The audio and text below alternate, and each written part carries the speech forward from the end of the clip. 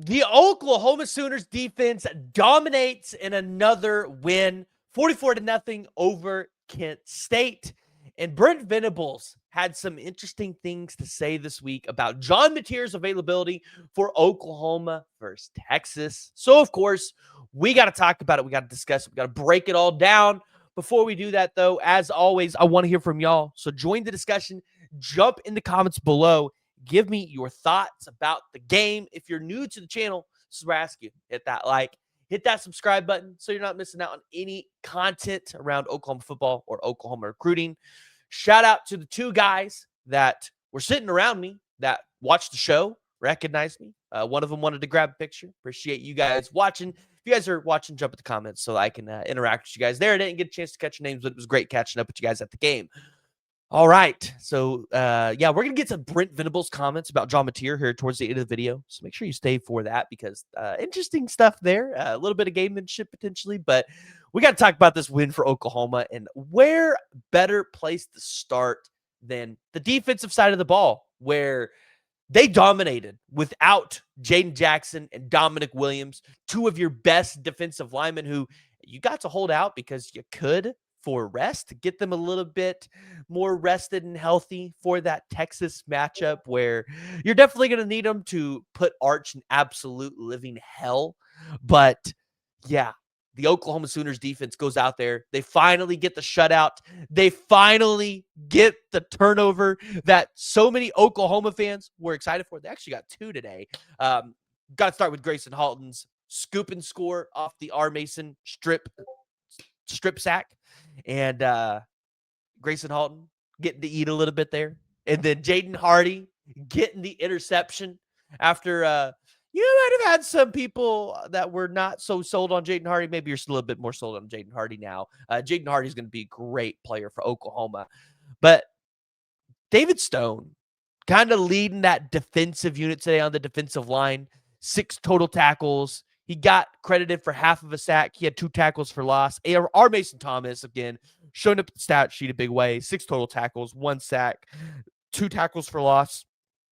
This defense is just, it's really good. This is what, as an Oklahoma fan, I think we all expected when Brent Venables came. This is probably the best defensive line in the country. This is probably a top 3 defensive unit in the entire country as well. So I think Oklahoma has quite a bit that they could boast right here. And now that you've kind of got the turnover machine going, if you can get 1 or 2 of those every single game, this is probably going to be the best defensive unit by the end of the season for the Sooners.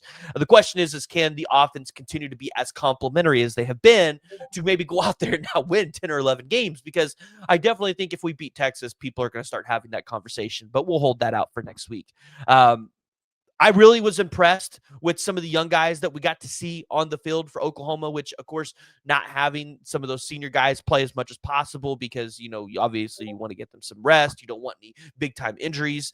You got to see some, you know, good things from them. We got to see some Omarion Robinson out there. Danny Okoye got out there and finally got a sack. His first career sack at Oklahoma.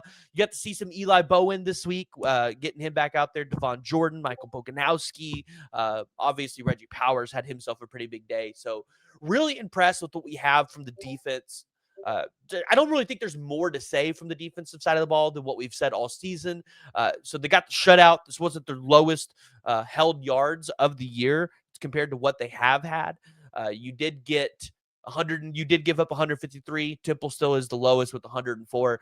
But at the end of the day, Oklahoma's total yardage is, I don't think anybody's cracked 300 on Oklahoma yet. I think Auburn and Michigan were pretty close, but they didn't get there. So it's a really good defense for Oklahoma. And you imagine they're going to put Arch Manning in Texas in living hell next week in the Cotton Bowl. So if you guys have not been paying attention to Texas message boards after they lost to Florida, yeah, things are not good down there in Austin. But of course, we'll save that for later this week as well. All right. So the offensive side of the ball, I think this is where we can kind of break things down a little bit more, and I can give you guys a little bit more of my thoughts about what I thought about the game because I had some reservations about the offense today. So obviously, Michael Hawkins getting his first start of the season in place of John Mateer, who was out because of that thumb that he had to have surgically repaired.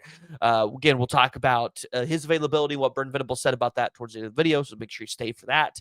But Michael Hawkins, 3 touchdowns, 162 yards on 14 of 24 completions.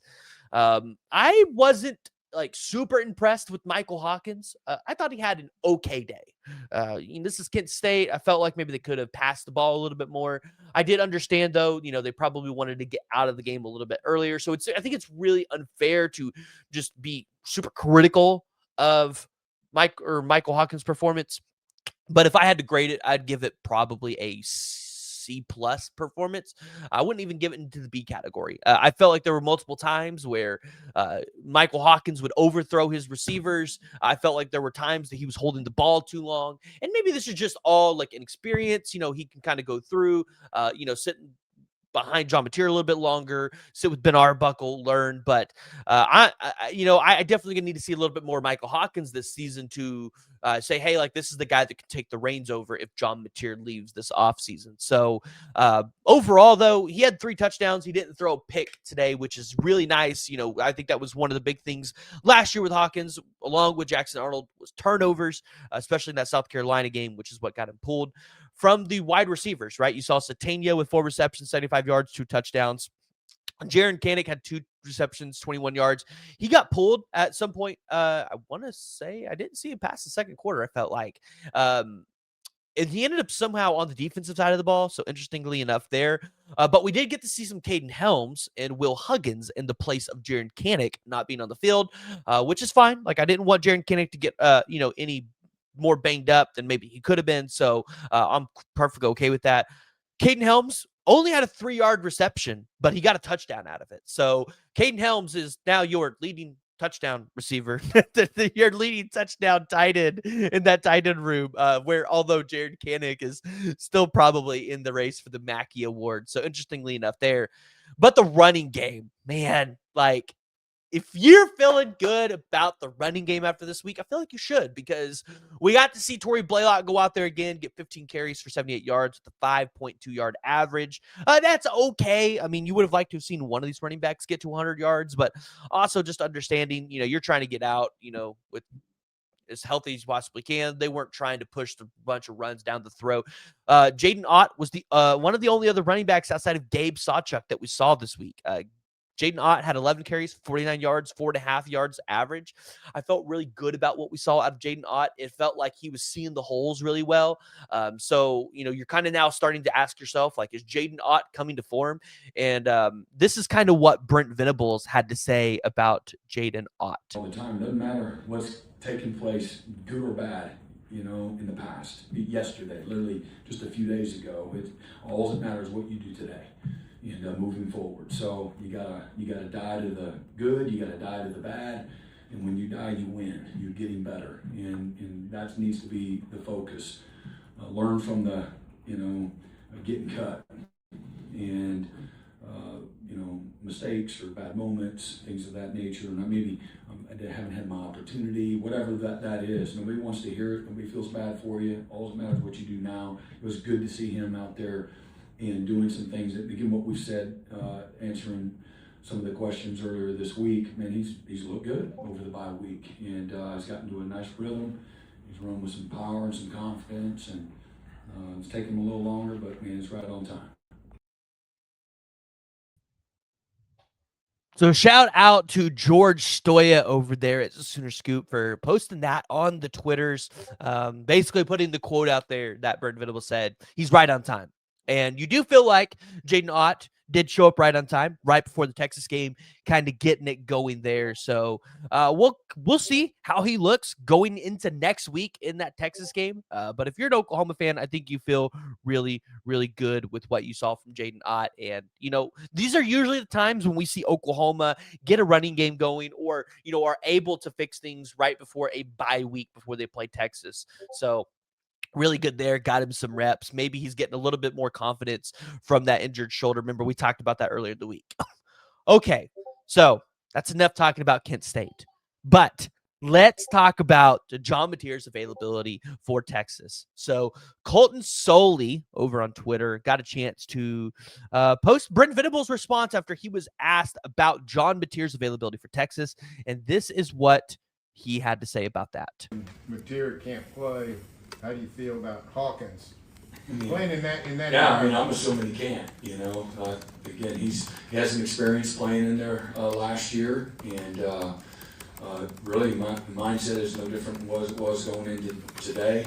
Again, we need to play well in the areas that we are in control, taking care of the ball, making layups when they're there, not try to do too much. We've got to, again, some of all of our parts as a football team to complement, one another. And but I feel great about Mike. All right. So if you didn't get a chance to catch what Brent Venables said there, he said basically that he's assuming John Mateer will not play against Texas. It feels like that's just some gamemanship from Brent Venables. If you got a chance to watch the TV and watch John Mateer on the sidelines, he did have it in a brace, but it really feels like John Mateer is going to do everything he can to be on the field for that game. And Eddie Radachevich, I think, was the one that pointed it out. Maybe it was earlier in the week on the unofficial 40.